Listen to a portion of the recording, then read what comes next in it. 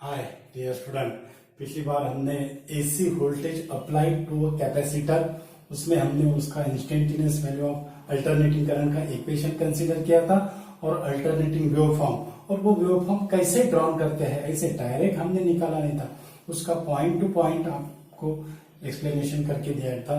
Okay, तो उसके बाद का जो है हमने ये देखा है कि जो इंड्यूस जो अल्टरनेटिंग ईएमएफ का जो इक्वेशन है that is E equal to E0 sine omega T, और instantaneous value of alternating current I equal to I0 sine omega T plus pi by 2। Okay, और ये जो I0 था, ये I0 कितना था, that is equal to E0 upon 1 by omega C, E0 upon 1 by omega C. तो इससे ये साइन ओमेगा टी और omega T plus pi by 2, यानी इससे हमने कंक्लूजन कौन सा निकाला था, instantaneous value of alternating current leads the instantaneous value of alternating current leads by EMF by the phase angle pi by 2 radian, that is current leads the EMF bye phase angle pi by 2 radian. Okay, तो उसकी curve diagram भी हमने निकाली थी, और अब उसकी phasor diagram कैसी होगी, phasor diagram, phasor diagram, phasor diagram कैसी होगी। अब फेजर डायग्राम जो रहेगी, हमें पता है जो फेजर जो रहता है it is rotating about the origin, it is rotating about the origin. ये हो गई उसकी वर्टिकल एक्सिस, ये हो गई हॉरिजॉन्टल एक्सिस। ओके, उसके बाद जो लेंथ ऑफ द फेजर जो है it is gives the maximum value, it is gives the maximum value. Okay, तो ये जो है ये हो गया है, ये जो है ये हो गया है, ये है E0, ये क्या है E0, ये क्या है E0। ओके, उसके बाद ये जो है, अब यहां पे हमें क्या निकालना है, that is the current Leeds, current क्या है, लीड्स है, यानी E0 जो है it is making an angle omega t. Okay, it is rotated in anti clockwise, it is rotated in anti clockwise, यानी ईएमएफ से करंट क्या होगा, लीड्स होगा, कितने का फेज रहेगा, पाई बाय 2 रेडियन का, यानी यहां से हमें, यहां से जो है, यहां से हमें पाई बाय 2 का यानी 90 डिग्री का एंगल दिखाना पड़ेगा, ये होगा 90 डिग्री का एंगल। ओके, यानी यहां पे होगा 90 डिग्री, यहां पे क्या होगा 90 डिग्री, यानी ये जो है ये हो गया I0, ये क्या हो गया, दैट इज I0, ये जो है ये क्या होगा I0। ओके, अब यहां पे क्या नजर आ रहा है, जब ये रोटेट हो रहा है, when it is rotated in anti clockwise, that is the current ahead then the EMF by pi by 2 radian. यहाँ पे ओमेगा टी है, लेकिन यहाँ पे करंट कितना अहेड हो रहा है, that is the pi by 2 radian, that is the pi by 2 radian. तो ये उसकी फेजर डायग्राम। अब ये हो गया maximum value of alternating current and EMF. अब इंस्टेंटेनियस वैल्यू निकालने के लिए हम क्या करते हैं, हम प्रोजेक्शन डालते हैं वर्टिकल एक्सिस पे। अब यहां से प्रोजेक्शन ऐसे डालेंगे, तो इतनी जो वैल्यू जो होगी ये होगी E equal to E0 sine omega t. Okay, ये क्या होगी, E equal to E0 sine omega t, ये वैल्यू यहां से यहां तक। ओके, यहां से यहां तक। उसके बाद यहां से भी हमें क्या डालना है, प्रोजेक्शन डालना है। ओके, तो यहां से इतनी जो वैल्यू हो गई ये, ओके, ये हो गई ये I0 sine omega T plus pi by 2, यानी ये वैल्यू कितनी हो गई, I that is equal to I0 sine omega T plus pi by 2, I equal to I0 sine omega T plus pi by 2। तो ये हो गई इसकी फेजर डायग्राम, ये क्या होगी इसकी फेजर डायग्राम। लीड्स का मीनिंग क्या होता है, that is the current acquire the maximum value earlier than the EMF, कितना टाइम पीरियड कितना रहेगा 1/4 ऑफ द टाइम पीरियड, कितना टाइम पीरियड रहेगा 1/4 टाइम पीरियड, यानी 1/4 टाइम पीरियड से पहले करंट क्या करेगा, मैक्सिमम वैल्यू क्या करेगा, अक्वायर करेगा देन द ईएमएफ। ओके, अब इसको अगर हमने कंपैरिजन अगर किया I equal to E0 by R, I0 equal to E0 by R, purely resistive circuit के लिए I0 equal to E0 by R, तो यहां पे हमें क्या नजर आ रहा है, यहां पे हमें क्या नजर आ रहा है, that is I0 that is equal to E0 upon XC, जैसे हमने वहां पे XL किया था यहां पे हम क्या करेंगे, XC करेंगे, where this XC is the capacitive reactance, उसको हम क्या कहते हैं, कैपेसिटिव रिएक्टेंस कहते हैं, means it offer the effective resistance. Capacitive reactance की डेफिनेशन क्या होगी, capacitive reactance that is it offer the effective resistance for the flow of alternating current, for the flow of alternating current, means capacitive reactance limited the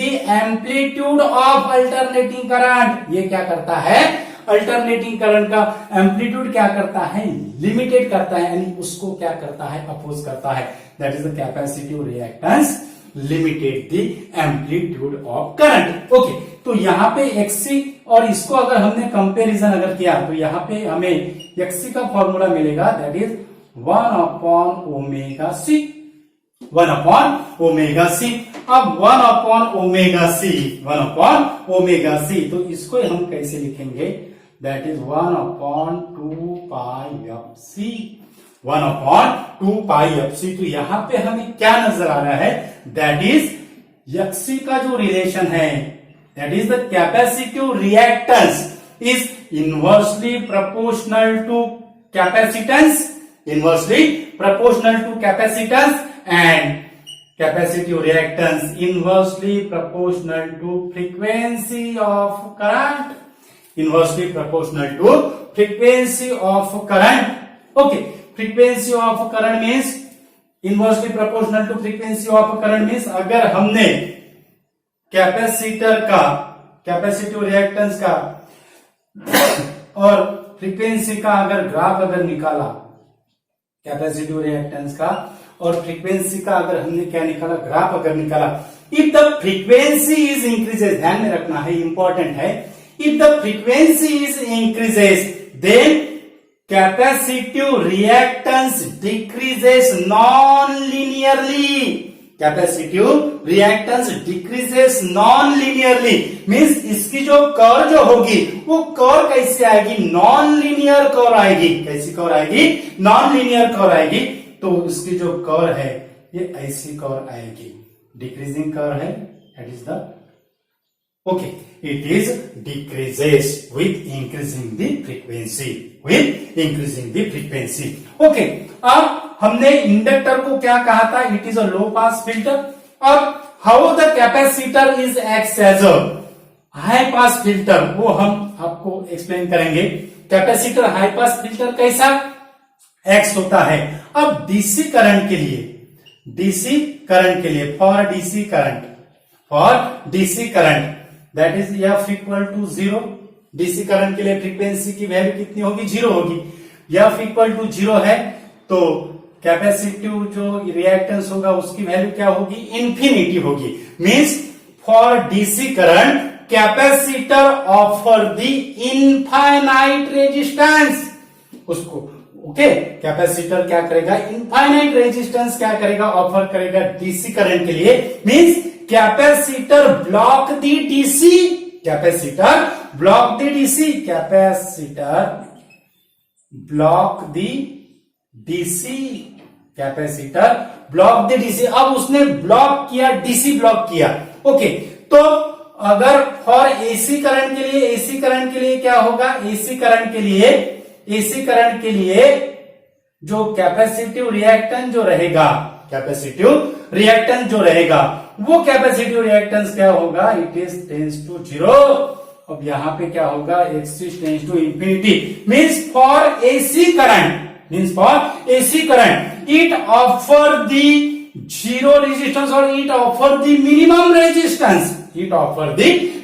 resistance means capacitor allows the AC means high frequency current, और ये XC tends to infinity क्या होगा, that is F tends to infinity, F tends to, यहां पे भी tends to कर सकते हैं, F tends to infinity, then X tends to 0 means capacitor allows the AC means it allows the high frequency current. That means the capacitor is used as a high pass filter or capacitor is called as the high pass filter. जैसे inductor को हमने लो pass filter कहा था because it permitting the low frequency. Capacitor क्या करता है, it permitting the high frequency. That means बहुत important है, that means for DC circuit important ऐसा कंफ्यूजन है, for DC circuit capacitor acts as a open circuit. For DC circuit capacitor acts as a open circuit. Okay, उसको क्या करता है, वो block करता है, ब्लॉक करता है. यानी कैपेसिटर का क्या है फिर, capacitor why capacitor called as the high pass filter. इसका रीजन ये है because is allows to flow through the high frequency of alternating current. So capacitor is a high pass filter.